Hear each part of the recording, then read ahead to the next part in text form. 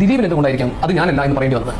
അത് വളരെ സിമ്പിളാണ്. കാരണം നമ്മൾ പിന്നെ ഒരു യുവ നടൻ അല്ലെങ്കിൽ ആലുവ കേന്ദ്രീകരിച്ച ഒരു യുവ നടൻ എന്ന് നമ്മളിങ്ങനെ വളരെ ഗോപ്യമായിട്ട് പറയുമ്പോൾ വ്യക്തമായിട്ട് അയാളുടെ ഫോട്ടോ ഇട്ടിട്ട് ഇങ്ങനെ സോഷ്യൽ മീഡിയയിൽ ഇങ്ങനെ പ്രചരണം നടത്തുന്നു. വാട്സപ്പിലൊക്കെ ഇങ്ങനെ വരുന്നുണ്ട് ഈ ഫോട്ടോ ഇട്ടിട്ട്.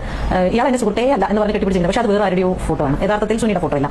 അപ്പോൾ അദ്ദേഹത്തിന് മനസ്സിലായി അദ്ദേഹത്തിന്റെ ഫോട്ടോ ഇട്ടിട്ട് ടാർഗറ്റഡ് ആണ്, അത് എനിക്കെതിരെയാണ് എന്ന് മനസ്സിലായപ്പോൾ അത് ഞാനല്ല എന്ന് പറഞ്ഞതാണ്. ഞാൻ ഒരിക്കലും ആരെയും സേവ് ചെയ്തുകൊണ്ട് സംസാരിക്കുന്നതല്ല. ഞാൻ ആഗ്രഹിക്കുന്നു ദൈവമേ നമ്മുടെ വീട്ടിലുള്ള ഒരാളായിരിക്കരുതേ എന്ന ആഗ്രഹത്തിന്റെ പേരിലാണ് ഞാൻ ഇങ്ങനെ ഒരു പ്രൊട്ടക്ട് ചെയ്ത് സംസാരിക്കുന്നത്. ഇത് മലയാള സിനിമയിൽ ഒരു പ്രധാനപ്പെട്ട നടനിലേക്ക് ഈ അന്വേഷണമെല്ലാം കേന്ദ്രീകരിക്കപ്പെടുന്ന വാർത്ത പുറത്തു വരുന്നുണ്ട്. ആ തരത്തിലുള്ള കഥകളെ ഏതെങ്കിലും തരത്തിൽ ന്യായീകരിക്കുന്ന എന്തെങ്കിലും സൂചനകൾ ഇരയാക്കപ്പെട്ട നടി താങ്കൾക്ക് നൽകിയോ? ആ കുട്ടി എന്റെ അടുത്ത് പറഞ്ഞത് ഞാൻ അങ്ങനെ വിശ്വസിക്കരുത് എന്ന് ആഗ്രഹിക്കുന്ന ഒരാളാണ്. കാരണം എന്നെ ആ കുട്ടി ഓപ്പൺ ആയിട്ട് എന്നെ സിനിമയിൽ നിന്ന് ഒരുപാട് ഒഴിവാക്കിയിട്ടുണ്ട്. അത് പറഞ്ഞു എന്നെ ഒരുപാട് സിനിമയിൽ നിന്ന് ഒഴിവാക്കിയിട്ടുണ്ട്. അതേ ചൊല്ലി പലയിടങ്ങളിലും സംസാരം നടന്നിട്ടുണ്ട്. അതൊക്കെ സത്യമാണ്. പക്ഷേ ഇങ്ങനെ ഒരു ക്രൂരകൃത്യം ചെയ്യാൻ കൂട്ടുനിൽക്കും എന്ന് ഞാൻ വിശ്വസിക്കുന്നില്ല എന്നാണ് പറഞ്ഞത് എന്റെ അടുത്ത്. അത് അങ്ങനെ തന്നെ ആയിരിക്കണേ എന്ന് ഞാൻ പ്രാർത്ഥിക്കുന്നു.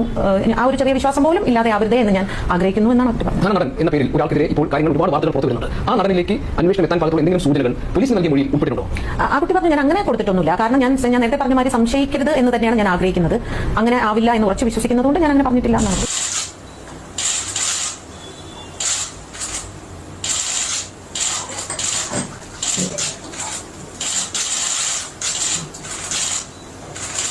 പിന്നെ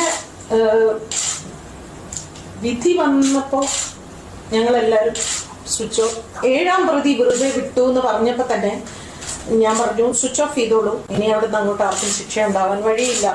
നീതി കിട്ടിയില്ല എന്നുള്ളൊരു വികാരമായിരുന്നു അവർക്കുണ്ടായിരുന്നത്. 100%.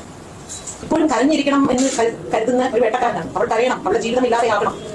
ആ പൾസസുനി പറഞ്ഞ വിവരം മാത്രമാണ്. പക്ഷേ നിങ്ങളോട് ശത്രുതയുണ്ടോ? ശത്രുതയുണ്ട്, തീർച്ചയായിട്ടും ശത്രുത ഉള്ളത് കൊണ്ട് ഞാൻ വിശ്വസിക്കുന്നു അയാൾ തന്നെയാണ് എന്ന്. പക്ഷെ തെളിവുകൾ കണ്ടെത്തേണ്ടത് ഉണ്ടാക്കുകയല്ല, കണ്ടെത്തേണ്ടത് പോലീസ് ആണ്.